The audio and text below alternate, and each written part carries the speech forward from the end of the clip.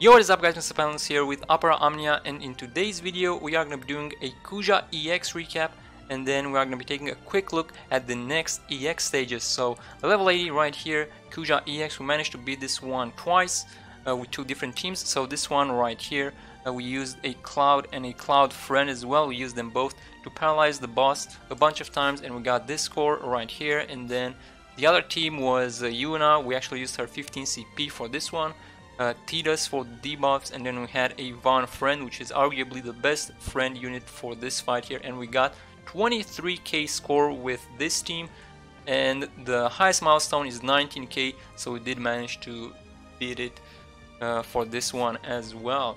Now the strategy I used, I'm gonna describe it real quick here, and also real fast, you got 5 waves here. You got the 1 mini boss with a thunder weakness, so if you have like a lightning, you can use a spark strike on him if you wanted to.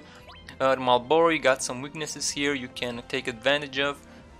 Anything else here doesn't really do much. Then you gotta be careful about the debuffs here, especially the blind, because if you can't hit the boss, then that's gonna be pretty bad, so you wanna make sure you can deal with those.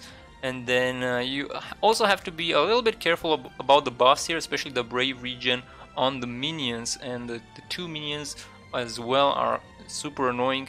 I did choose to kill one of them, and that's probably the best strategy because it's really hard to control the fight otherwise with both of them on the field. And then there's also the Prickly Pommel, group Brave plus HP, which could pose a threat.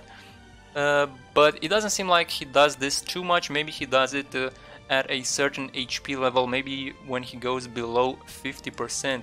But anyway guys, here we go with the strategy that I used. So for the first 4 waves, it was basically very easy, very straightforward. Can pretty much do it without using any skills. I used maybe 1 or 2. Then on the boss, you want to debuff with Titus. You want to swap in Von so that by the time the boss does AoE, you can have him blinded, since it takes 3 turns to just get to the blind part of Von's luminescence. Then you want to deal as much damage as possible until the boss spawns the minions. And here is where you want to summon Ifrit. You kill one of the minions, but you save the other one. So this will allow you to control the fight better, and that one minion has 2 purposes. You can use the minion as a Brave Battery that will give you more HP damage for the main boss, but also actually mainly you want to use him to survive the AoE from the boss. Basically you deal as much damage as you can, and you keep the minion for the last few turns, so that after your team is at 0 bravery, you can break that minion, and then you recover your bravery and thus survive the boss AoE. So it's a very interesting and specific strategy. Also, you want to make sure that Yuna goes right after the boss does his AoE, so you can actually Esuna your team and remove all those debuffs. You can check the turn rate, and if you have speedy characters such as Lightning or Titus, you can reposition them. And also Yuna, she can reposition herself via the use of Esuna or Cheer, and you have the 35 CP even with the HP plus. And that is pretty much the strategy. You gotta take it slow, and ideally you want to try to not take too many breaks, otherwise things may get out of hand real quick. Now a couple more tips. The minions, you can one-tap them and they will not impale, and a minion has 13k HP. So ideally you want to one-tap or break. You don't want to take too many impales. If you leave them as they are, they will impale with around 2k bravery, I believe. And sometimes you can actually let the minion impale you if the boss is low and you need that HP damage. And for that reason, I actually think it's a really good idea to get your HP passives equipped. So as you can see, my Lightning, my Titus, they have as much HP as I can get on them.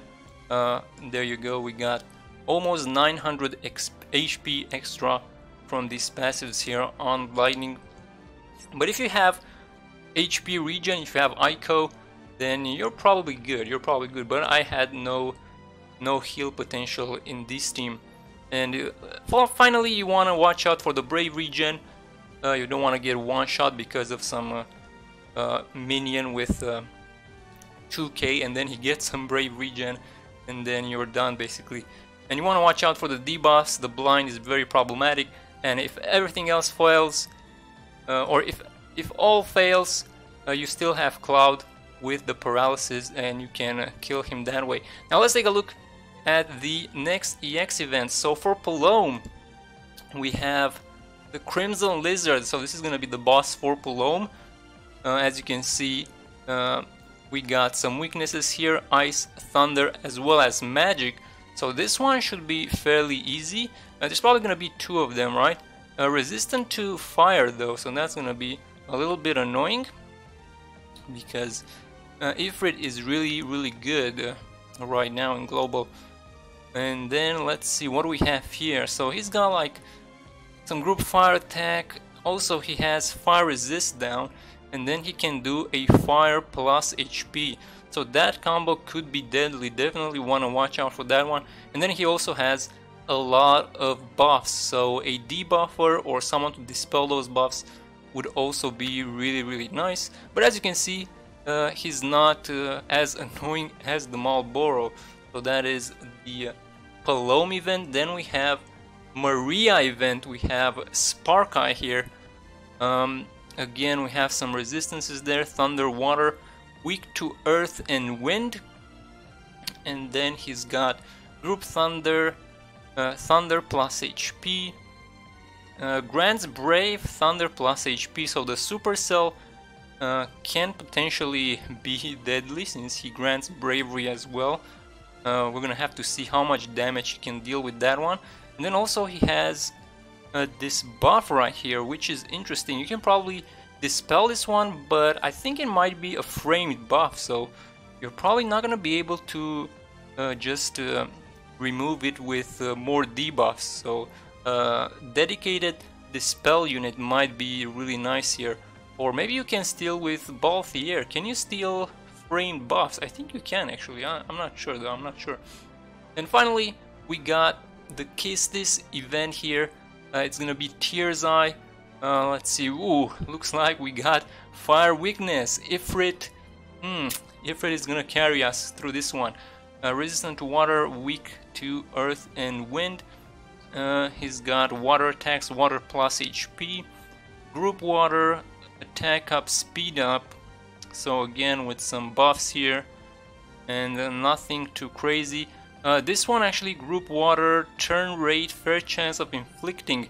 So this can be interesting. If he inflicts speed down and then gets the turn rate, he might go 2 turns in a row. So he could potentially do a group water, get a lot of bravery, and then do a brave plus HP. So we gotta be careful with this one.